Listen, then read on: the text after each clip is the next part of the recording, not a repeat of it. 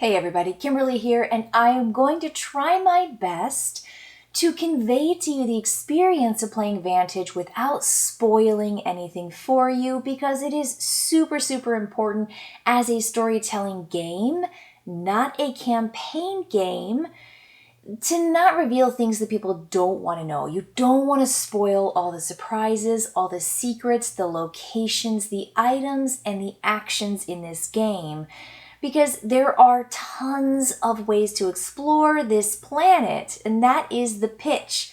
It is an open world cooperative adventure game featuring an entire planet to explore in a standalone session that begins with players scattered randomly across the world with nearly 800 interconnected locations on cards with over 900 other discoverable cards. The world is your sandbox.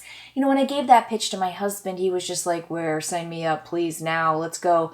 So, I mean, like, we're suckers for this kind of like, choose your own adventure, sandbox kind of game. We love exploring. We love the fact that when you take actions, there are results and or consequences that stay with you and that kind of guide your entire game and influence the rest of your game. So while this isn't a campaign experience, what this does is every time you play, a standalone session is about 2 to 3 hours, no joke, 2 to 3 hours, get ready. You're going to have learned some things. You're going to have learned a little bit. You're going to get just a taste of this world, so that the next time you play and you are plopped into who knows where, trying to navigate and find your way through, accomplishing one of your destinies, which could be your mission victory, a destiny victory, or an epic victory is how you win the game, completing both the mission and the destiny card, which you can have as many destiny cards as you can. You can have multiple destinies and then just the game will end when you complete one of them. So the end game is that mission. What is your main mission? Now, I'm not going to give you a mission card at this point, but for our first game, our mission, slight spoiler, but this is part of setup. I'm going to show you some basic character cards and basic early location cards that don't necessarily tell you anything about the game, but it's really hard to describe this without showing you some of the bits and pieces. But the very first one was try to find our way back to each other. That was our first mission, and we were plopped in one place and plopped in another. We have no idea where we are and how we're going to get back to each other. So the way that you actually do this is by telling your fellow players in the game where you are by describing what you see on your card. So you're going to have information about things and weather and terrain and just buildings and landmarks and things like that. And so you need to always be describing what you're seeing, but they can't look at it. So players have this little card holder right here, and they're going to place their current map. So these are going to be the basic starter locations. And it says your escape pod seals tight, ejecting towards the planet in a completely different direction from the others. Gain 2 random skills and crash onto the matching location. You may re-roll pairs to get to an easier location. So there are dice that have these 6 symbols on them. And so every single player is going to be rolling where their location is, and they're going to essentially find themselves at one of those locations. And they're going to use this card to obscure the back of their player card, because cards are multi-sided. They're double-sided with the locations. And I think that's smart because there are a ton of cards in the box. And I've got the box on the table right here just to show how card-driven this game is. It is wild. So these are going to be those locations that we didn't necessarily use. My fellow player is over here. I don't see their card. My card is here, and they don't see my card. And so I'm going to roll these 2 dice right here, and I'm going to go, oh, I got the green and the red symbol right there. And I'm going to look and say, where's my green and red symbol? Oh, there it is. And I'm going to look at that number. I'm going to go inside here and find that location and slide it on, and that's going to be my start location. Now, before this happens, I'm going to show you the basic setup. I wanted to reveal this. I am telling you, I'm showing you a couple things, but this is it. We are crash landing. It tells us create our challenge dice pool. It's 8 plus 2 dice per player. So I'm going to grab a couple more dice. I've got 10 up there, but I'm playing a 2-player game. So I'm going to make sure to have 8 dice plus 2 per player. So now I've got the right amount of dice. And then everyone's going to gain skills. So you can randomize it. And it's matching a character card. So here are the 6 basic characters. You've got one that matches each of the special actions. So the red character is overpower. This is a fighter, essentially. You've got the yellow character, which is the take character. That is the action of take. You've got the green, which is help. This is the medic. You've got orange, which is engage. You've got purple, which is looking. And then you've got blue, which is a little bit better at moving because you're going to move in this game. So players can select or randomize who they would like to play with, and then they're going to gain a skill, and you're going to gain your when placed benefit, which includes these little cubies. So let's say we pick this character. It says when placed, put 2 cubes right here, and yeah, you're going to be able to use those cubes to do certain things whenever you get a chance to, and you might even be gaining those to place in your, I'm going to say, little pouch or backpack. So you're going to do that, and you're going to essentially take your player colors. So in this case, I've got it set up for essentially a yellow and a purple character because I've got the 3 different icons here for the yellow, purple characters. So you've got essentially health, time, and morale. So you got to keep all those up because when any token reaches 0, read the missions entry in the take storybook. That essentially will end your game when you reach that space unless otherwise stated. So this is going to be where you begin. You can go up higher than your start level. You can go 3, which is pretty brazen, daring, practical, and cautious, depending on where you'd like to start. And then you're going to gain some of these skill tokens. And these skill tokens are going to help you whenever you have to do challenges based on that particular action. So again, yellow is take, green is help. So you're going to have these guys out here as well. And you will have your character in front of you in this grid shape. You'll have them in the center, and you'll be able to gather 8 cards that are going to help you do things, and you slowly gain them throughout the game as you go to locations and as you engage with that location. Now, I will not show you a location card, but on the side you're going to see a choice to do one of the 6 major actions. You get to do one, and you are going to move on. Now, there are some that say you may, or essentially do another action here. You can choose to, but there's no way to do all 6. This game forces you to continually move, to continually upgrade your character, and to discover new locations. This is an exploration game. So it's going to encourage you to continue moving. So you can only do one of those actions. Which action are you going to do? Is it influenced by your character? Is it influenced by the items you have? Is it influenced by your mission or your destiny? That is entirely up to you. So this is going to be your malfunctioning ship that essentially tells you to take some more skill tokens and to start the game. So this game is interesting. I will say right now that when you do a challenge, you are going to essentially be looking in one of these books. So let's say my character, because I'm yellow character, I might start there because I maybe began with another yellow token or so. Let's say I've got a couple yellow tokens here. I'm going to read my location and choice, my number on my card, to my fellow player.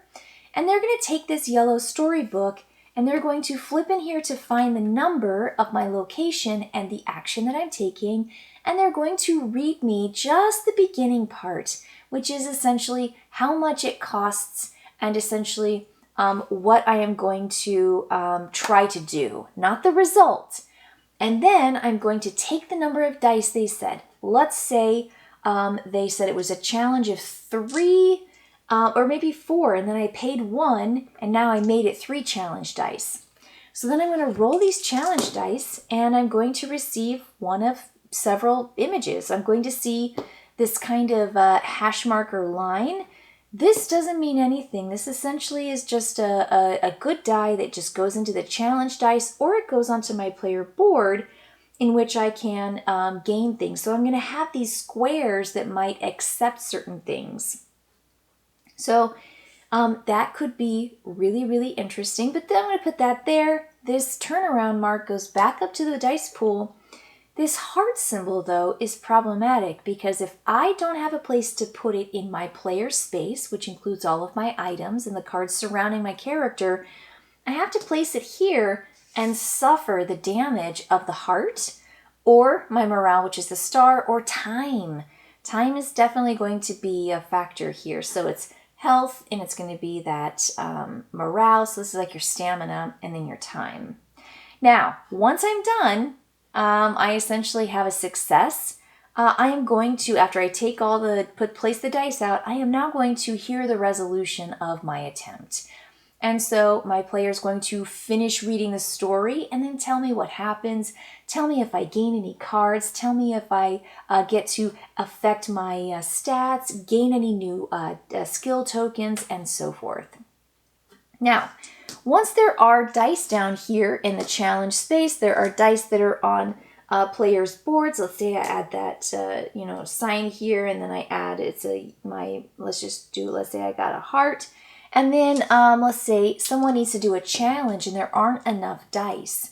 You will then collect the dice from players' boards and from this space down here and reset them. And the reason that's good is because players' boards in their area with their cards are going to start to fill up with these challenge dice. And you are not going to be able to mitigate the possible damage of rolling those 3 negative symbols that affect your character stats. So that's actually really, really cool. But I think the storybook, you've got one for every single action.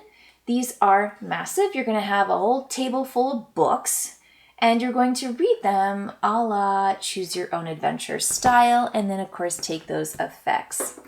There are also going to be the Book of Secrets. Do not look inside unless instructed. You also have the Book of Vantages. Do not look inside unless otherwise instructed. And then you're going to have this Depart storybook. So if your location card has a space that has this kind of little star symbol, you're going to be going on a special adventure. You're not just going to be going to the adjacent location necessarily if there's a numbered location, because when you move, you go north, east, south, or west.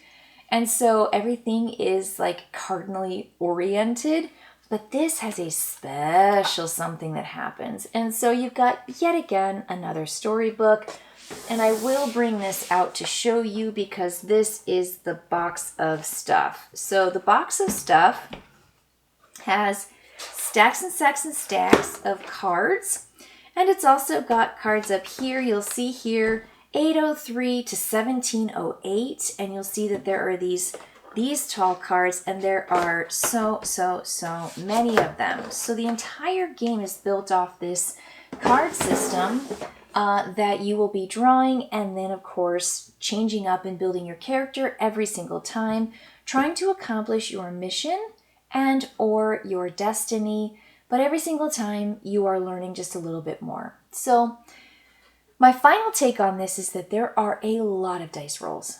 There are so many dice rolls. And, sometimes in games with dice, I try to be patient. My husband tells me, just be patient. You don't just roll poorly every time. Well, in our very first game, it ended pretty soon because my stats plummeted because I kept rolling the 3 sides that were the bad sides that affected your stats. And I'm not exaggerating when I rolled for a challenge and got every single side was a time or a heart or a star, a morale, every single time. And I had dice varying from 2 to 5 to 6 in a challenge. It depends on what challenge you're doing. And I would try. Oh, I'd mitigate it by going, oh, well, you can have this one for me, and I could put this one there, and then I have to go here and up by affecting my time. And I did this, and the 6th time in a row, I rolled the dice and never received a dash or a turnaround. There's 2 dashes, by the way. I lost it. Now, I have this thing that happens where I'm like, okay, I'm going to be okay. Okay, I'm going to be okay. Okay, I'm going to... And I keep telling myself, just wait, just be patient, be cool. Don't lose your mind. And that 6th time I rolled in a row, I just exploded. And, you know, we dealt with it. We read the mission story that says whenever you get to the bottom, go to the take storybook and read it. And we were able to kind of move on, kind of limp on a little bit longer. But the first story, the first game was wildly unlucky against the dice rolling. And so you have to be ready for chucking a lot of dice. You're going to be rolling these dice as well in a variety of ways, but really it's this the challenge dice pool that you are going to be rolling the most. Sometimes things just really are fascinating and interesting, and I love discovering things. I love flipping over a card and going, what's going to be here? I love growing my character and getting really, really cool things. Now, I will say that there was one Destiny card that we drew in one of our games that said, build a rocket ship, and if you build a rocket ship, you can get off the planet and you win. And I'm looking at the items that I have, and I had like one alien tech, and I had a wok pan. And I'm sitting around thinking, I've got a wok pan, and I'm cold. My stats are low. How am I going to build a rocket ship to get off this planet? And it just seemed so impossible.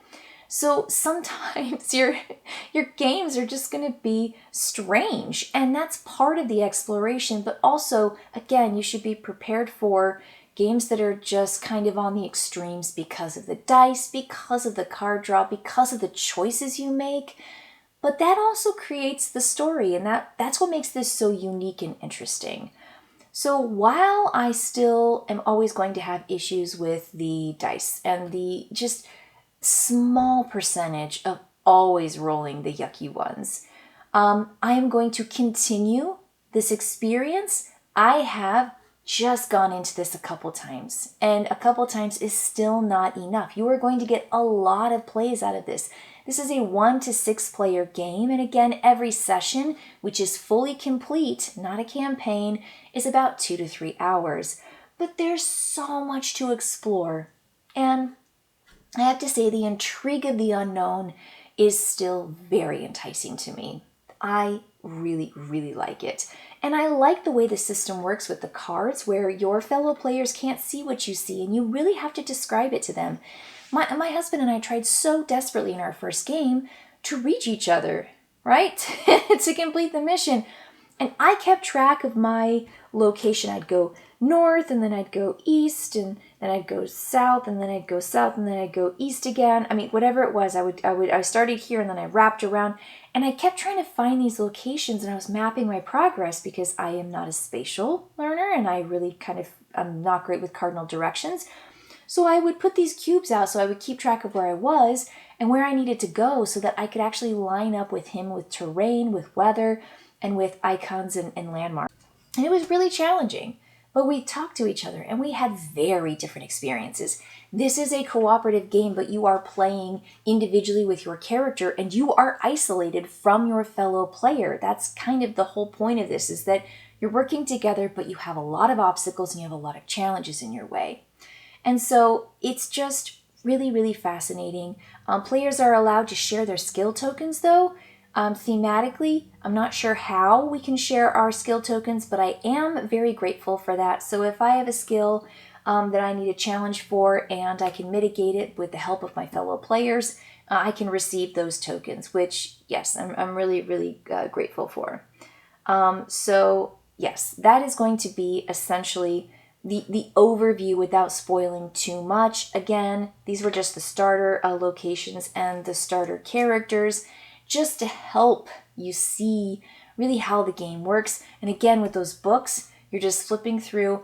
And I like that too, is that the other player is going to be reading something, but not too much. So you never know really what you're going to get. You're never sure exactly, how it's going to be successful or how it's going to help you. And again, that's just so, so lovely. So, Vantage, challenging, dice, obstacles. I mean, your stats. I mean, there's so much that you're fighting against, but along the way, you're going to be discovering little bits and little bits here and little bits there. The only persistent element in Vantage from game to game is information. So everything you learn about the world can benefit you in future games, and we encourage you to use your knowledge to your advantage, which is, yes, absolutely what it is. And there are some ways to make the game a little bit more difficult, but at this point in time, the game is difficult enough for me. I would maybe recommend starting a little higher with your stats in case you get particularly unlucky with your rolls, but the game suggested your very first game to start at 4 because I think it's supposed to be a fast game. I understand that Jamie, the designer of this, Jamie Stonemaier, probably wants you to just jump in, throw yourself in, have as much fun as possible with your 4 stats on all 3, and then jump back into another game. And so that's kind of encouraging. And again, with so much to discover in this game, I mean, it's going to take a long time for me to feel like I have gotten my full play of this. And it is not a consumed game. Again, this is not a campaign game. And so this is easily shareable. This is easily replayable after years, or you can essentially share it with a new group of players and they can discover all the joy that's here in Vantage. But I do have those caveats that I already mentioned. So that's going to be it for me. Maybe I'll jump into a Vantage a little bit later today with my husband. All right, everybody. I'll see you later. Bye.